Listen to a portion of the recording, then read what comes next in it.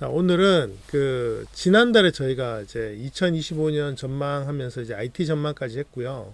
오늘은 우리가 뭐 10년 후 법칙, 뭐 10년 전망 이렇게 해서 주로 많이 했었는데 그 중에서도 이제 어, 키워드 위주로 좀 많이 했어요. 지금 제가 올해 이거 준비하는 만큼 진짜 가장 예측 불가능한 시대가 없지 않았나라는 생각이 들 정도로 원래 2024년이 유리 없는 전 세계 선거의 해였거든요. 아마 2024년 그때 전망할 때 가장 선거가 많은 해다라는 표현을 제가 쓴 적이 있는데, 선거가 끝나면 원래 이렇게 좀 전국이 좀 안정돼야 되는데 완전 지금 뭐랄까 우리나라도 지금 그렇지만 너무나 극심한 혼란기에 있어서 앞으로 이제 장기적인 예측 이게 참 쉽지 않겠다. 특히 뭐 경제나 외교, 정치 이런 쪽은 뭐 하루 앞날을 정말 예측하기 힘들 정도의 시간들이 벌어지고 있습니다. 그래서 좀 키워드 위주로 살피고,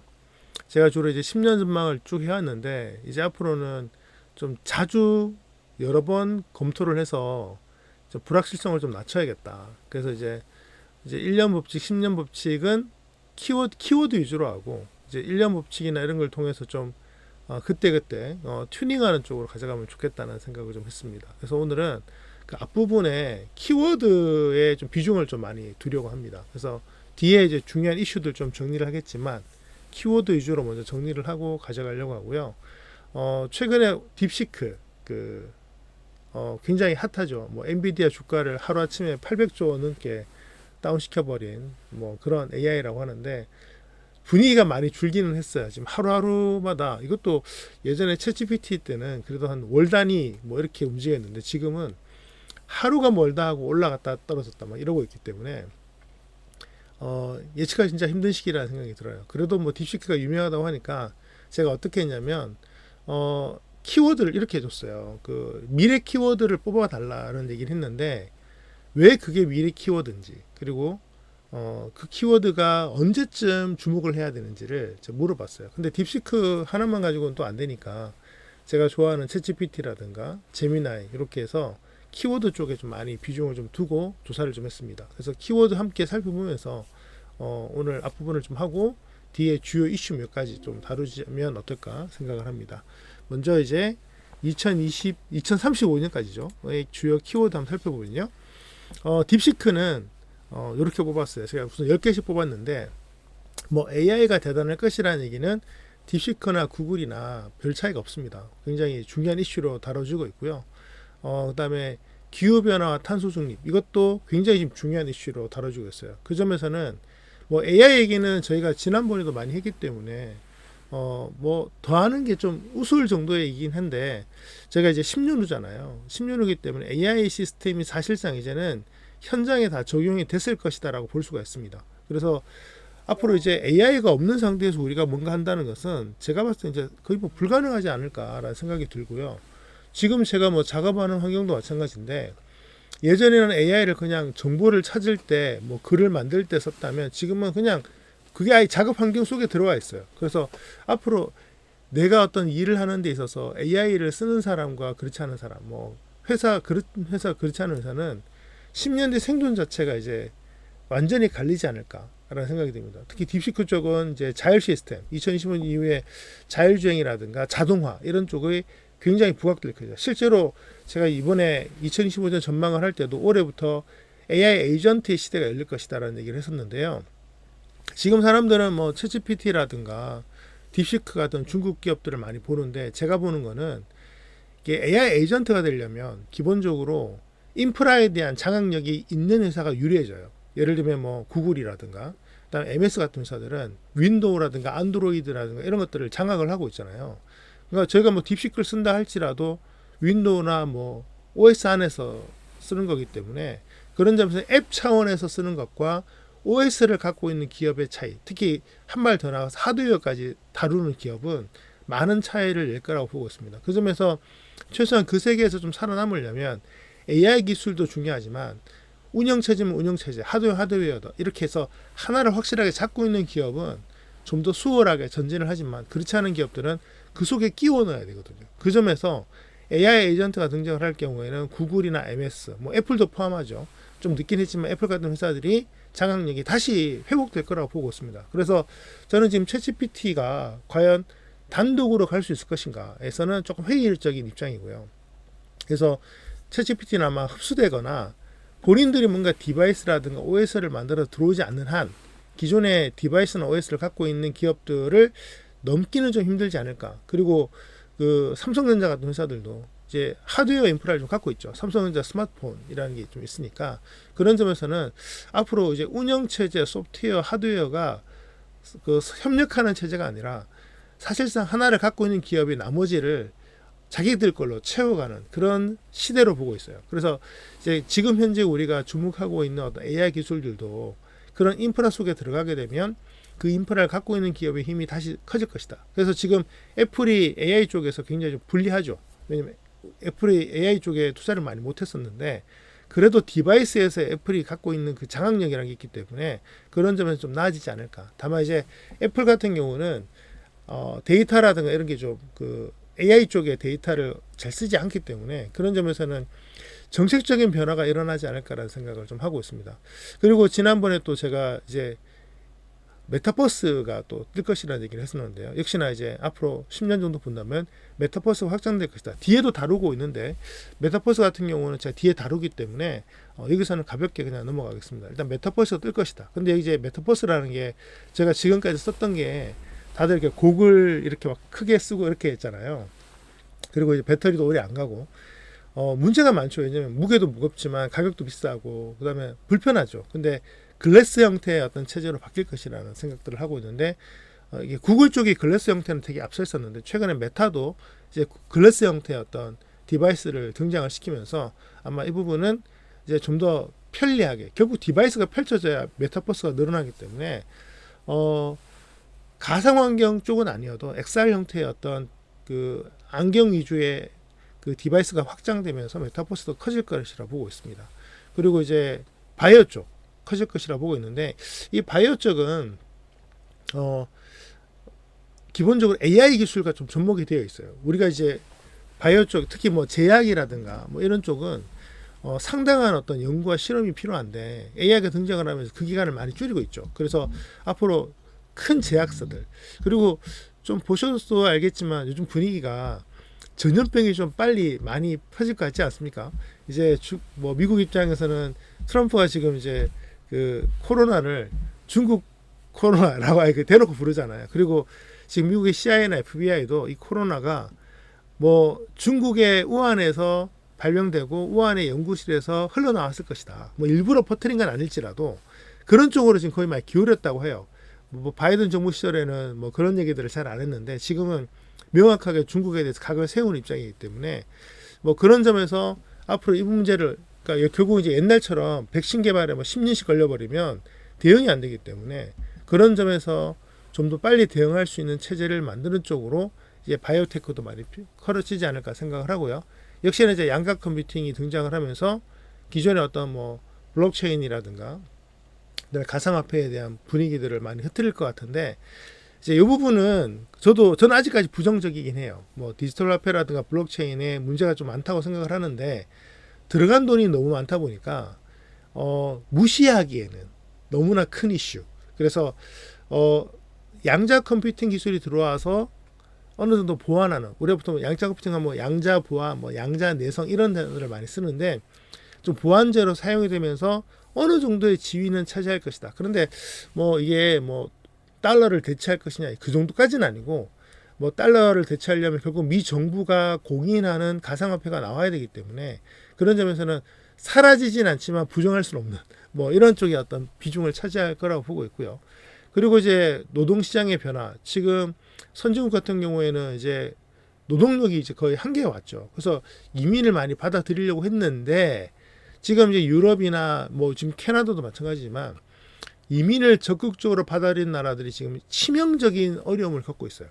그래서 그런 관점에서 본다면 물론 이제 유럽에서 독일이라든가 뭐 캐나다나 영국 이런 나라들이 경제가 작다고는 할 수 없지만 지금 유럽 전체로 봤을 때는 미국에 너무나 밀려버려서 지금 미국 대비 한 60% 수준에 머물러 있거든요. 제가 예전에 기억이 나는 게 한 10여 년 전에 유럽과 미국을 비교했을 때 거의 뭐 90%, 95%까지 차이가 별로 안 났어요. 그러니까 유럽 전체가 힘이 있었는데 지금은 쭈그라든 거죠. 그런 점에서 볼 때 이제 미국의 독주 이런 것들이 있을 수밖에 없는. 그러다 보니까 이제 아무래도 그 인구 유입을 안 시키겠죠. 최근에 이제 캐나다의 트루도 총리가 이제 사임을 했는데요. 이 사람이 어떤 정책을 펼쳤냐면 캐나다가 국토 대비 노동력이 부족하기로 아주 유명한 나라거든요. 그래서 적극적인 이민을 받아들였는데 유난히 그 인도 쪽 사람들을 많이 받아들였대요. 그래서 이게 캐나다 전체 인구가 한 4천만이 좀 안 되는데 거의 뭐 그 300에서 400만 명이 넘는 어떤 그 외국인들을 받아들임으로써 사회가 지금 완전 난리법석인 거죠. 이게 그 캐나다는 특히나 이제 그 국토 대비 사는 면적이 빤하기 때문에 아무래도 외국에서 들어온 사람들도 몰리겠죠. 그래서 인도 사람들이 대거 들어오면서 캐나다 사회가 되게 불안해진. 그래서 요즘은 미국이나 특히 외국에서 많은 지금 그 트럼프 대통령 같은 경우도 그 불법 이민에 대해서 아주 칼을 빼든 상태잖아요. 이게 심각한 문제라고 보고 있습니다. 그래서 앞으로 당분간 노동력 부족 상태는 해결이 안 될 거다. 왜냐면 이제 이민자를 못 받으니까. 그런데 그렇다고 해서 노동을 안 할 수는 없기 때문에 아마 자동화 그리고 이제 로봇으로 인한 어떤 노동력 대체 이런 쪽이 굉장히 부각될 것으로 보고 있고요. 그리고 이제 에너지 정책이 또 중요한데요. 유럽을 망가뜨린 여러 가지 정책 중에 제가 이제 크게 뽑는 게 지나친 규제예요. 예를 뭐 ESG, 뭐 그다음에 환경 구제 이런 것도 있는데 에너지 문제도 있어요. 친환경으로 가면서 예를 들면 독일 같은 경우에 원전을 중단시켰잖아요. 지금 독일이 어느 정도냐면 스웨덴한테도 욕먹을 정도예요. 스웨덴이 그 독일이 지금 외국에서 유럽은 이제 워낙 가까우니까 자국의 발전소 짓지 않고 이제 급하니까 전기를 수입을 하고 있는데 최대 수출국은 프랑스고요. 프랑스는 원전 비중이 80% 넘거든요. 그런데 스웨덴 같은 데서도 수입을 하고 있는데 스웨덴의 뭐 총리 같은 사람들이 이제 니들 자꾸 그렇게 하면 전기 안 판다고 뭐 이렇게 할 정도로 지금 지나친 친환경으로 인해서 에너지에 지금 심각한 문제가 생겼고 이제 그러다 보니까 제조 같을 때 에너지 써야 되는데 전기료가 너무 비싼 거죠. 뭐 그리고 지금 우크라이나 전쟁 때문에 그 천연가스 러시아로부터 못 들어오죠. 그래서 독일이 그 세계 그 유럽 최고국의 지위를 과연 얼마나 유지할 수 있을까? 이게 산업 체제가 바뀌는 게 쉽지가 않아요. 그리고 이제 지금 예를 들면 AI, 유럽의 AI 같은 경우도 독일이 지금 밀려요, 많이. 그런 점에서 기존의 어떤 제조업 위주의 독일이 헤어나오기가 쉽지 않다. 그 점에서는 앞으로 유럽의 어떤 쇠퇴뿐만 아니라 이런 어떤 에너지 정책에 대한 잘못된 어떤 그 문제로 인해서 국력의 훼손까지 가는 그런 상황이 좀 벌어지고 있습니다. 우리나라도 지금 좀 심각은 하죠. 왜냐하면 이제 정부가 한전의 그 30조 원이 넘는 부채를 지금 해결하기 위해서 전기료를 급격하게 안 올려서 이런 거지. 근데 결국은 세금으로 떼우고 있는 거거든요. 결국은 전기료는 제가 보기에 지금보다 50%, 100% 이상 더 늘어나야만 한전이 해결이 될 수 있는데 그것도 좀 다르게 본다면 태양광이라든가 풍력 같은 데에 비중을 높이면서 원자력 발전을 좀 줄여왔기 때문에 생긴 문제로 보고 있어요. 그래서 지금 이제 뭐 윤석열 대통령이 그동안 이제 원자력 발전을 다시 회복시키기 위해서 노력을 했지만 뭐 지금 여소야대 행국이라 이게 쉽지가 않았죠.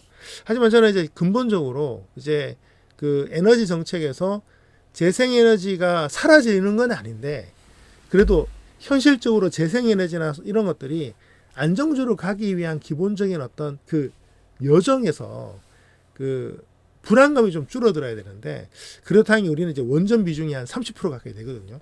그래서 원자력 발전소가 당분간 클 거라고 보고 있고 그런 점에서 이제 에너지 문제가 안정적인 나라냐 그렇지 않은 나라냐에서 큰 차이를 보일 거라고 생각을 합니다. 미국 같은 경우에는 뭐 석유 천연가스 수출 1위를 할 정도로 지금 에너지 정책에서는 기존의 화석에너지는 굉장히 탄탄한 편이기 때문에 친환경이 좀 불안하거든요. 그 뭐 전기차 충전하는 데 시간이 오래 걸리고 하기 때문에 그런 점에서 미국은 여전히 뭐 미국은 정말 뭐 차트키 다 쓰고 있는 나라라고 할 정도로 정말 많은 좋은 점을 갖고 있는 나라인데 석유와 천연가스 쪽에서도 자국의 뭐 수요는 다 대체하고 남을 만한 자원을 갖고 있는 나라이기 때문에 그런 점에서 좀 안정감을 갖고 있지 않을까 생각을 하고요. 그리고 이제 에너지 문제가 부각이 된 게 이제 환경 문제죠. 특히 구글 같은 경우에도 보시면 이 환경 문제를 거론을 하고 있는데요. 환경 문제는 좀 심각합니다. 예를 들면 제가 재작년부터 환경 문제, 이제 기후 변화를 원상태로 돌리는 거 불가능하다고 보고 있어요. 이제는 우리 시대에서는 끝났어요. 오히려 이제 속도를 늦추고 그다음에 어떻게 하면 이 기후 문제에 대해서 우리가 변화에 능동적으로 대응을 할 것인가를 봐야 되는데, 그 점에서 볼 때 현재 이 기후 변화에 대해 대응을 할 수 있는 나라가 생각보다 많지 않아요. 근데 상대적으로 볼 때 우리나라가 사계절이 워낙 뚜렷하잖아요. 여름에 뭐 40도까지 올라가고 겨울에 영하 20도까지 떨어지고, 그러니까 사람 사는 동네가 그렇잖아요. 뭐 제가 서울 살 때도 그렇고 용인에도 그렇고 올여름에 뭐 36도, 7도 올라가는 건 뭐 기본이고요. 겨울에 영하 15도 막 이렇게 떨어지잖아요. 온도 폭이 50도예요. 그러니까 더운 만큼 추운 만큼 다 견디는 나라가 대한민국이기 때문에 저는 어쩌면 우리나라에서 만들어진 제품들의 내구성이 좋을 수밖에 없는 이유가 한국 자체가 워낙 기후변화가 심하기 때문에, 그런 점에서 이런 기후변화에 능동적으로 대처가 된 제품, 산업, 개인이 좀 유리해질 것이다. 왜냐하면 지금 얼마 전에 대만이 좀 더운 나라잖아요. 그 남쪽에 있기 때문에. 근데 저는 뭐 영하 10도쯤 떨어진 줄 알았는데 뭐 0도 가까이 떨어지는 거라고 하더라고요. 그런데도 막 몇백 명이 사람들이 그 기후 변화를 못 견뎌가지고 그러니까 죽는 거예요. 근데 뭐 우리나라가 온도가 갑자기 20도 떨어졌다고 죽냐? 안 그래요. 왜냐면 이게 집이라든가 이런 시설들이 다 대응이 되어 있고, 그러니까 어느 정도 준비가 되어 있는 거죠. 예를 들면 이런 겁니다. 그러니까 40도 하던 나라에서 20도 떨어지면 사람이 죽진 않아요. 근데 0도는 추운 거죠. 이 신체가 이게 서늘한 게 아니라 추워버리면 두꺼운 옷을 입어야 되는데 두꺼운 옷이 없지 않았을까. 저도 올 겨울에 온도 변화가 하루에 15도인가 20도를 그 최저 기온이 그 정도 떨어진 걸 제가 봤거든요. 그래서 하루에도 급격한 온도 변화가 떨어졌을 때 그냥 너무 무더워해서 뭐 살만한 애가 아니라 추워요까지 떨어졌을 때 사람이 못 견디는 거기 때문에, 그런 점에서 우리나라는 잘 돼 있는 나라죠. 집안에 딱 꺼내면 코트가 있잖아요. 그러니까 뭐 난방도 돼 있고. 근데 이게 없는 나라, 특히 더운 나라, 남쪽 나라들이 좀 힘들지 않을까. 그래서 또 반대로 얘기하면 항상 추웠던 나라들도 갑자기 따뜻해지면 생기는 문제들에 있어서 대응이 힘들어질 것 같아서, 이런 부분에서 우리나라가 또 갖고 있는 그 저력이 좀 있는 나라라고 생각을 하기 때문에 그런 점에서는 좀 유익한 점이 있지 않을까라는 생각을 좀 하고요. 그리고 이제 뭐 스마트 시티라든가 이런 부분도 있지만 구글도 지금 이제 노동 변화 이런 것들 또 따지잖아요. 여기서 우리가 주목을 해야 되는 게 뭐냐면 현재 이 교육과 노동 시장의 변화가 좀 심각합니다. 그러니까 돈 벌기 힘든 시대라고 표현할 수 있을 것 같아요. 그러니까 로봇을 도입할 수 있는 속도와 여건이 너무 잘 되어 있어요. 현재 우리나라에서요, 좀 되는 회사들은 주 40시간 일 시켜서 안 돌아가요. 그래서 맥시멈으로 막 올리죠. 근데 그래도 한계가 주 52시간이잖아요. 실제로 이제 뭐 좀 성공하는 기업들이나 리더들은 최대 주 80에서 100시간도 일하거든요. 그러니까 늘 그렇게 일하는 건 아닌데 유사시에는 그렇게 일할 수 있는 환경이 주어지는 거죠. 근데 그렇게 일을 못하는 시대인 거죠. 근데 이게 문제가 뭐냐면 50시간 일하는 사람을 2명 쓰는 것과 한 사람이 100시간을 일할 수 있는 거는 여건이 다르다는 거예요. 물론 오래 가려고 한다면 50시간 일하는 사람이 2명 있는 게 오래 가겠죠. 하지만 유사시에 80에서 100시간을 유연하게 하루라도 견뎌내는 사람이 그래도 있는 조직이 버티기가 편한데, 그런 점에서 이런 어떤 그 유연성이 떨어지는 환경들을 어떻게 커버할 것인가. 그 점에서 앞으로 이제 고용과 노동시장의 변화와 교육이 연결이 되어서 이런 부분에서 교육시장이 해결이 안 되면, 또 노동시장이 해결이 안 되면 성장력에 많은 문제가 되는데, 이건 우리나라도 현재 겪고 있는 문제입니다. 그래서 특히 저는 교육시장에 심각한 문제가 있다고 보고 있죠. 뭐 많은 분들이 우리나라가 뭐 첨단 뭐 에듀테크가 뛰어나다고 얘기하는데, 기술은 뛰어날 수 있을지 모르지만 안에 들어있는 컨텐츠라든가 교육에 대한 어떤 그런 어떤 분위기가, 예를 들면 뭐 전공은 의사, 전부 대학 가야 되고 명문대 가야 되고 이런 문화가 현재 우리 사회에 필요한 요소들을 제공하기가 힘들다. 예를 들면 뭐 최근에도 제가 뭐 주변에서 이제 입시 끝났으니까요. 서울대 입학 소식을 듣고 있는데 축하를 하면서도 축하가 옛날 같지 않아요. 아, 정말 축하한다고 하는데 끝이 아닌 거예요. 아, 또 취업은 그러니까 전공에 따라서 뭐 예를 들면 서울대 영어 영문학과 대단한 거잖아요. 대단한 건데 취업이 잘 될까? 뭐 이런 생각. 그리고 이제 뭐 며칠 전에 또 들은 얘기인데 이제 자녀가 미국에 가서 1억 원을 들여서 무슨 라이센스를 땄대요. 근데 한국에 왔는데 취업이 안 된다는 거죠. 뭐 한국의 문제일 수도 있지만 이렇게 교육과 노동이 유연하게 연결이 안 되면서 생겨나는 문제. 그래서 앞으로 이런 문제들이 노동시장의 변화도 있어야겠지만 교육시장이 노동시장을 받쳐주는 힘이 되어줘야 되는데 그 고리가 좀 끊어졌어요. 그러다 보니까 또 다시 미국이 교육 쪽에서는 또 미국이 워낙 앞서 있으니까 그런 점에서 미국이 좀 이런 부분에서 여전히 앞서 있다는 점도 좀 우려스러운 일입니다. 그래서 결국은 이제 여기서 저희가 이제 지정학적인 얘기를 좀 넘어가야 되는데 지정학적인 얘기를 제가 하기 시작을 하면 앞으로 이제 우리가 많은 것들도 고민할 수가 있습니다. 자, 넘어가 볼게요. 역시나 이제 이번에 구글 제미나이와 딥시크에게 2035년까지 주목해야 될 나라를 찾았습니다. 뭐 중국도 여전히 나오는데 역시나 미국이 중요하죠. 그러니까 미국이 지금 이제 이거는 이제 패권 싸움이 시작된 거죠. 제가 요즘 많이 보는 게 사실상 신냉전은 시작됐습니다. 이제 미국 편이냐. 예를 들면 뭐 우리가 이제 2차 대전 때 연합군 편을 안 들고 저희가 일본 편을 들었거나 뭐 예를 들면 독일 편을 들었다고 생각을 해보세요. 뭐 이거 뭐 끝장이죠. 그러니까 이기면 괜찮은데 지면 끝장인 거죠. 왜냐면 중국이라는 나라도 그 당시에 연합국이었기 때문에 저렇게 많은 지원을 받았던 것이고 당시에 이제 물론 독일 대단한 나라입니다. 1차 대전, 2차 대전 다 패전국인데도 저렇게 커진 것도 있지만 독일이니까 왜냐면 저력이 워낙 좋았어요. 근데 그렇지 않은 나라들은 쉽지 않았거든요. 그리고 독일도 예를 들면 당시에 미국이 많은 원조를 했죠. 전쟁 끝나고 나서. 그다음에 뭐 이탈리아도 마찬가지. 그래서 결국은 서방 체제의 그러니까 승자의 체제를 받아들이고 승자의 지원을 받았기 때문에 가능했던 거라고 보고 있어요. 그 점에서 앞으로 이제 지금의 우리가 뭐 에너지 문제라든가 국방, 기술, 교육 사실상 뭐 제가 보기에는 미국은 앞으로 압도적인 세계 1위 국가가 될 수밖에 없는 그 여건을 갖고 있는 거죠. 그 점에서 이제 신냉전 자 그러면 이제 뭐 미국에 대응하는 나라 어디입니까? 뭐 중국 대표적이죠. 러시아는 제가 보니까 약간 미국이 이미 견제했다고 보는 것 같아요. 느낌이. 이제 우크라이나 러시아 전쟁에서 미국이 많은 원조를 했잖아요. 그러니까 미국이 그렇게 원조했던 이유가 직접 싸우지 않고 우크라이나를 통해 대리전을 치움으로써 뭐 대리전이라는 표현이 우크라이나가 뭐 이용되었다 이런 것보다는 뭐 전쟁은 기본적으로 러시아가 일으킨 거니까요. 우크라이나를 돕는 과정에서 러시아를 상당히 꺾는 데 성공한 게 아닌가. 실제로 지금 러시아가 초기에는 대응을 좀 했는데 지금 뭐 이자율 그다음에 인건비 이런 것들 볼 때 사실상 국가가 정상적으로 유지되기 힘들 정도의 지금 상황에 와 있어요. 이러다가 뭐 경제적으로 붕괴되지 않을까.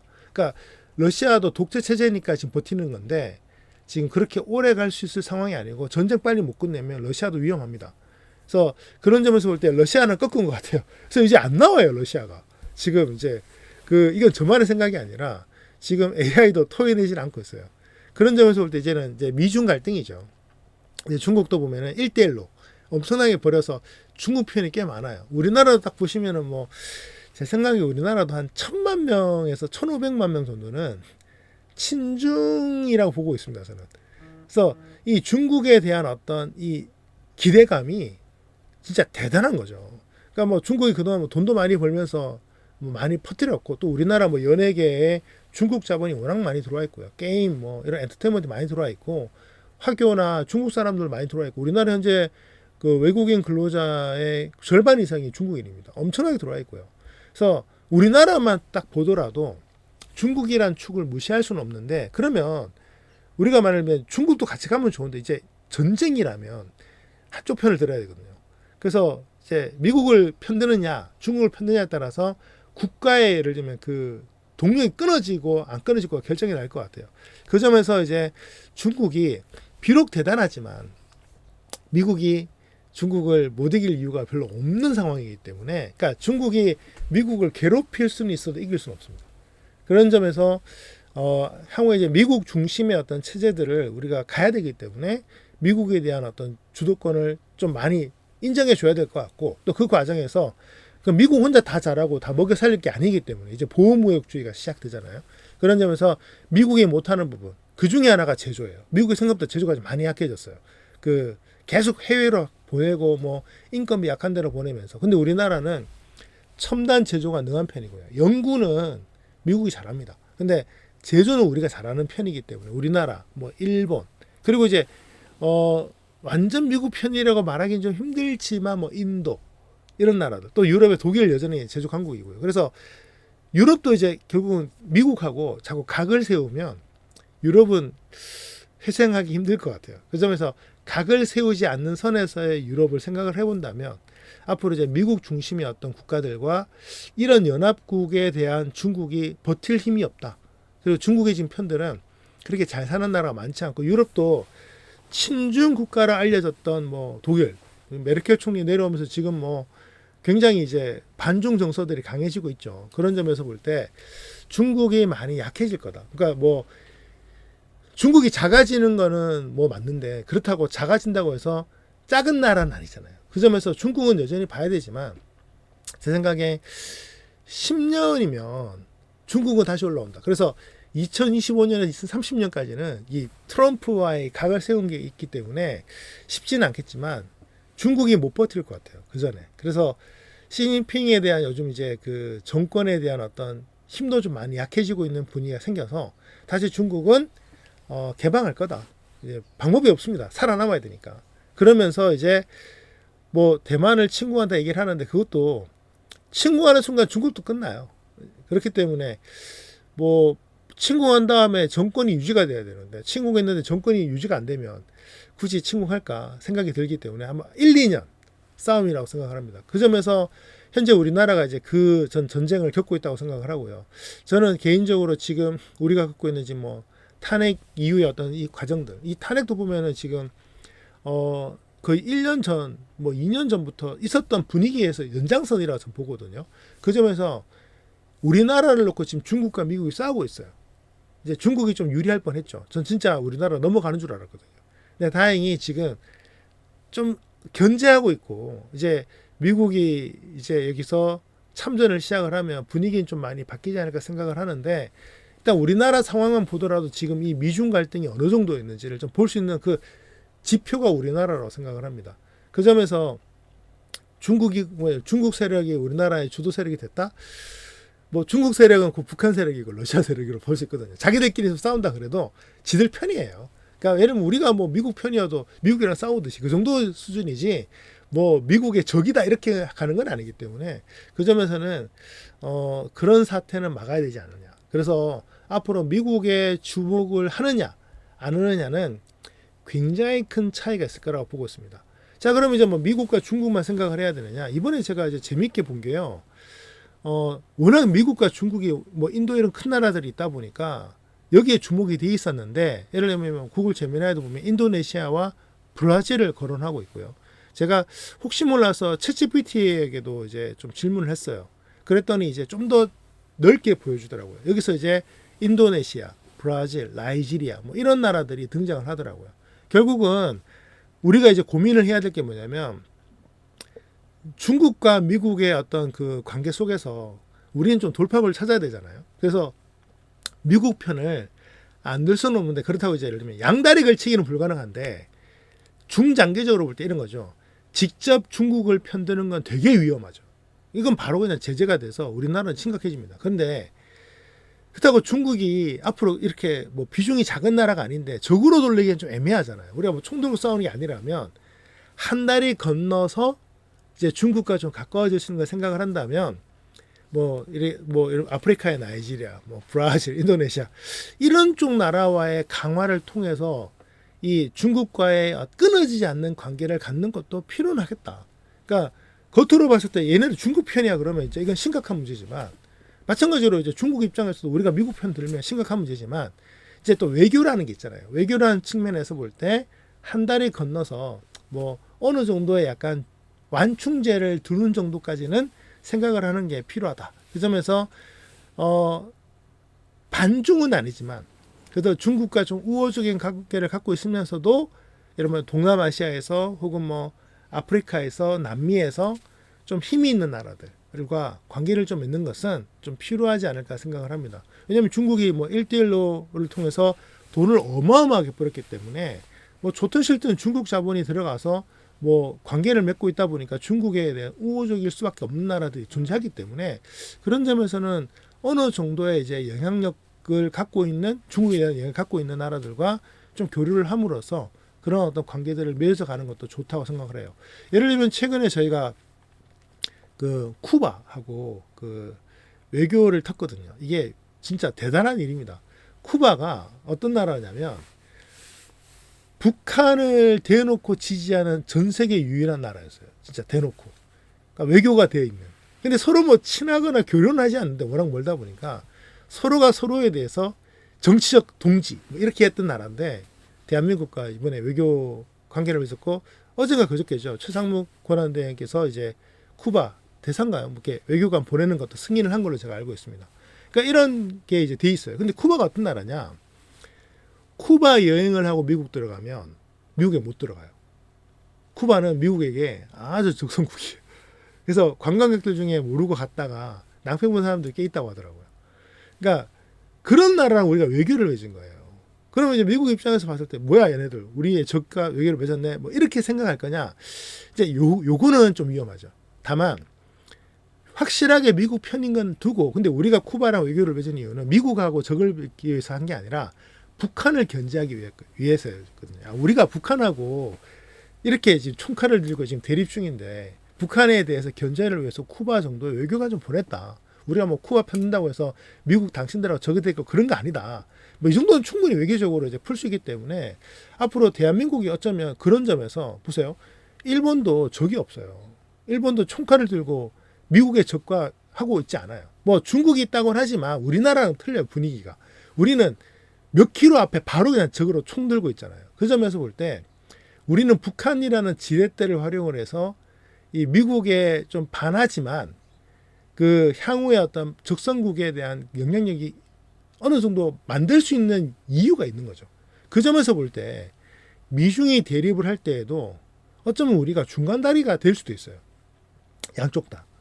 왜냐면 우리는 북한과 견제를 하고 있는 나라이기 때문에 그런 부분에서 아주 뛰어난 외교력만 발휘가 된다면 한국이 경제적으로나 정치적으로 굉장히 주목받을 나라가 될 수 있겠다. 그 점에서 이제 챗GPT나 제미나이나 딥시크가 대한민국을 거론하지 않는 건 너무나 슬프고요. 다만 이제 앞으로 이제 이런 부분에서는 저는 대한민국이 들어갈 수 있다고 생각을 합니다. 아마 제가 이제 한국에서 질문을 했기 때문에 우리나라를 뺀 게 아닌가라는 생각도 들긴 하는데 한국이 그렇게 이제 무시당할 나라는 아니라고 생각하기 때문에 특히 이제 미국이 중국을 견제하기 위해서도 우리나라가 굉장히 필요한 나라거든요. 그래서 지금 어떻게 보면 우리나라에게 차트키가 좀 넘어올 수 있는 기회이기 때문에 그 점에서는 조금 더 넓은 시각으로 가되 물론 이제 기본적으로 미국 편이어야 되고 그 점에서 북한의 어떤 이유로 이제 그 중국과 외교 관계를 틀 수 있는 가능성 그다음에 미국의 적성국이지만 중간 지렛대가 될 수 있는 가능성을 열어두는 것도 우리가 외교력만 뛰어나다면 나쁘진 않겠다. 다만 이제 최근에 이 외교계의 어떤 역량이 그걸 해내기에 좀 많이 미흡한 상태이지 않나. 제가 보기에 우리나라 외교가 그렇게 뛰어난 편이 아니에요. 많이 무너졌어요. 그 점에서는 분명한 어떤 선만 세워진다면 이런 외교 문제들도 어느 정도 해결되지 않을까라는 생각을 저는 하고 있습니다. 이렇게 해서 이제 주요 키워드를 좀 다뤄봤고요.